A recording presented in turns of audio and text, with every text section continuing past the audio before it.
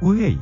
Part 2 na ito, nasa description o comment section ibang parts, like and subscribe ka na rin po kung bago ka pa lamang sa ating channel at huwag kalimutang i-all ang notification bell nang lagi ka pong updated sa ating uploads. Salamat!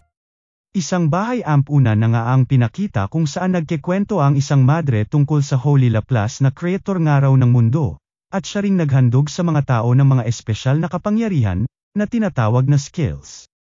Habang kumakain ay drama na nga itong isang bata at ang unfair nga raw ng Holy Laplace, at bakit raw napunta lahat ng malalakas na skills sa mga adventures at Holy Knights di tulad niya nga raw nalampa, kaya daw siya inabandona.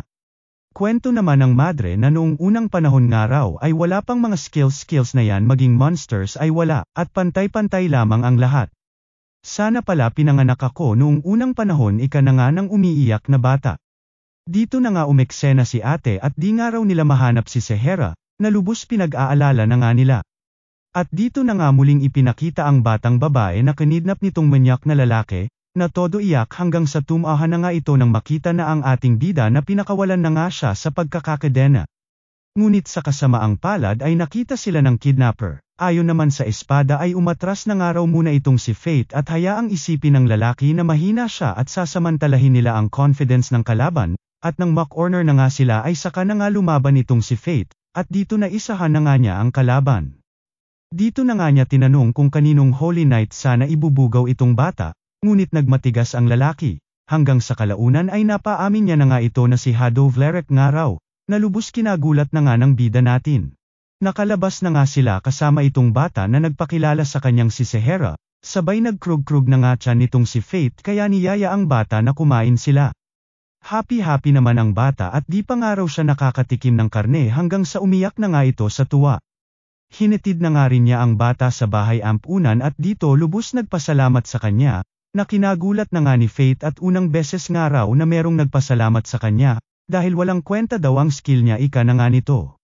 Mahina rin skill mo pagtataka na nga ni Sehera dito, kaya lumapit na ang binata dito at pinalakas ang loob nito bilang isang batang nabuhay din na may mahinang skill. At kahit anong araw mangyari ay darating din ang panahon na magiging masaya ito, at dito naalala ang tatay niya na ito rin laging pabaon sa kanya, kaya nga raw nakasurvive siya magpahanggang ngayon. Pag-aalis ay pinaliwanag na nga ng espadang si Greed na nakakuha na naman nga raw sila ng panibagong skill mula sa last nilang nakalaban, ang Sharp Edge, na may kakayahang umatake ng 2 beses sa isang banatan lamang, na nagpaisip na nga kay Faith na kung sakali ay napahamak siya kanina kung naunahan siya nung kidnapper. Nainis naman si Faith at dapat daw winarningan siya ni Greed.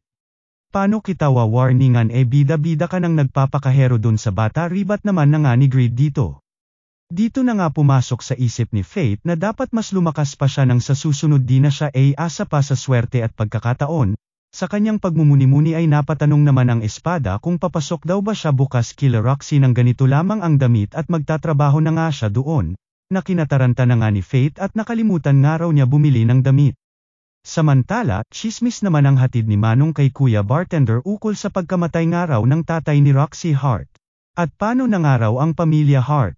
Usap-usapan nga raw na si Roxy na ang hahalili dito ngunit baka nga raw magkaproblema ito gawa ng ang tatay lamang nito ang may kakayahan na pamahalaan at kontrolin ang mga Holy Knights, lalo na nga raw ang magkakapatid na Vlereks. Sabay napakumusta na nga rin si Manong tungkol sa kalagayan ni Faith na nagkataong wala doon. Kinaumagahan ay kinamangha na nga ng ating bida ang laki ng lugar nila Roxy, na siya nang naghihintay sa kanya. Shit ang ganda mo magandang umaga din sa iyo ika na nga nang nagbablush nating bida nang nakita itong si Roxy. Gwapo mo din ganda din nung damit mo mukhang pinaghandaan mo ay ika na nga rin ni Roxy sa binata. Una na nga nilang pinuntahan ang puntod ng tatay nitong si Roxy kung saan pinakilala nga si Faith at dito na raw magtatrabaho sa kanila. Paliwanag naman ng dalaga na namatay nga raw tatay niya 5 araw na ang nakakaraan sa kamay ng isang divine dragon na kinagulat na nga ni Faith. Kilala nga raw ang Galia sa mga halimaw na namumuguran dito at isang araw sa mga tungkulin ng Holy Knights ay ang panatiliing kontrolado ito, at natoka nga raw sa taong ito ang pamilya Hart dagdag na nga ng dalaga dito. Sa kasamaang palad nga raw ay lumutang ang isang divine dragon na kailanman ay di na mataan sa loob ng 1,000 taon, na siya na nga raw umubos sa puwersa nila. Namangha naman si Fate at sa kabilang araw ng mga kaganapan sa buhay nitong si Roxy ay nagagawa pa rin nitong ngumiti at asikasuhin siya kaya nakaramdam ito ng lungkot para sa dalaga.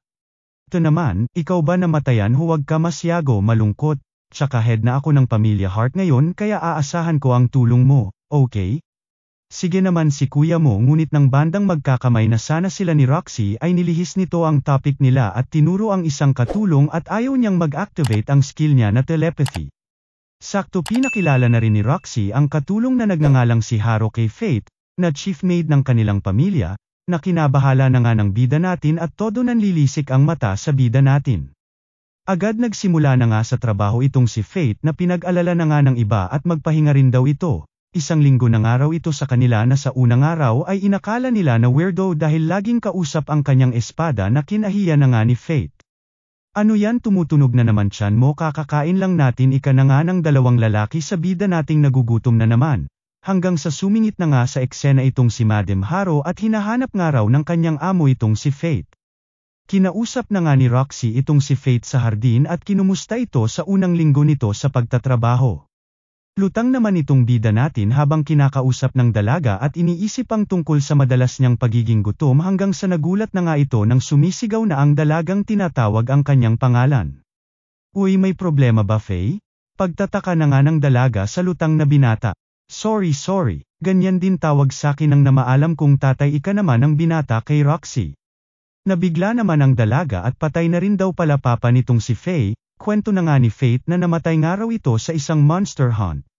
Parehas pala tayo ika na nga ng dalaga. Teka pala Roxy, bakit pala Faye na tawag mo sa akin pagtataka na nga ng ating bida? Ito nga raw palayaw niya kay Fate simula ngayon at party na nga raw siya ng pamilya Hart ngayon. Namula naman ang binata sa sinabi ni Roxy at pilit pang tinanggihan at nahihiya, ngunit ayaw ng dalaga hanggang sa nakaramdam na nga lang ng biglang hilo itong si Fate. Nagising na nga lang ito sa kwarto niya, at dito nabasa ang sulat na day off na nga raw muna niya kinabukasan at magpahinga na nga raw muna siya mula kay Roxy. Napatanong na nga ito kay Greed at ano raw ba ang nangyayari sa kanya, iba daw ang nadarama niyang gutom these days na madalas nakokontrol naman daw niya dati.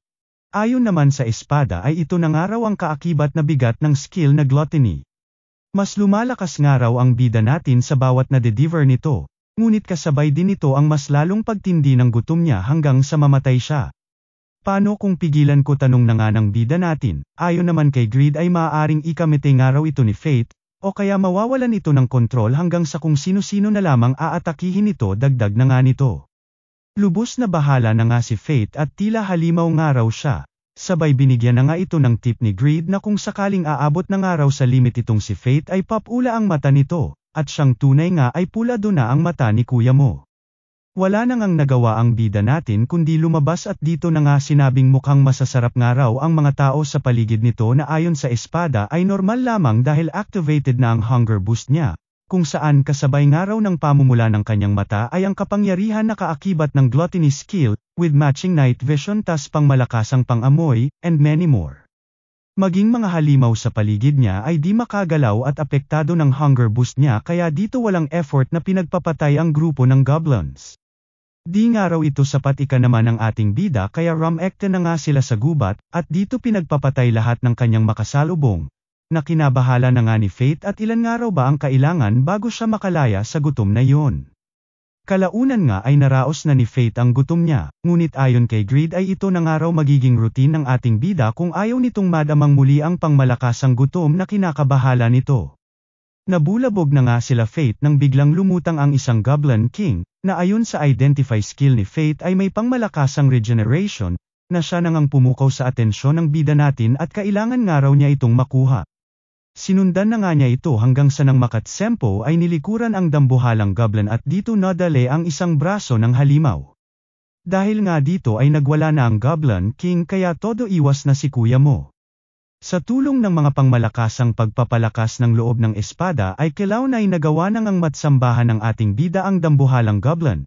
Sabay activate na nga ng kanyang skill na gluttony kung saan nakuha na niya ang regeneration skills ng King Goblin. Alright, ika naman ng espada at dahil nga raw sa stats ni Fate ngayon ay ma-activate na ni Greed ang kanyang first level. Paliwanag na nga nito na unang form nga raw niya ito kapalit ng stats nitong si Fate. Nagulat naman si Fate nang sabihin ni Greed na lahat nga raw ng stats na nakuha nito mula pa simula ang kakailanganin niya. Kaya nga Greed pangalan ko diba, dagdag pa nga ng espada. Pahabol pa nga nito na mawawala daw karapatan niya na gamitin siya kung sakaling hindi ito nito unlock. Ngisi na nga lang si Fate at wala naman daw siya iba choice. Tsaka partner na nga raw niya itong si Greed kaya sa gulat nga ni Fate ay bigla na lamang nagbago ng form itong espada, at naging magic pana.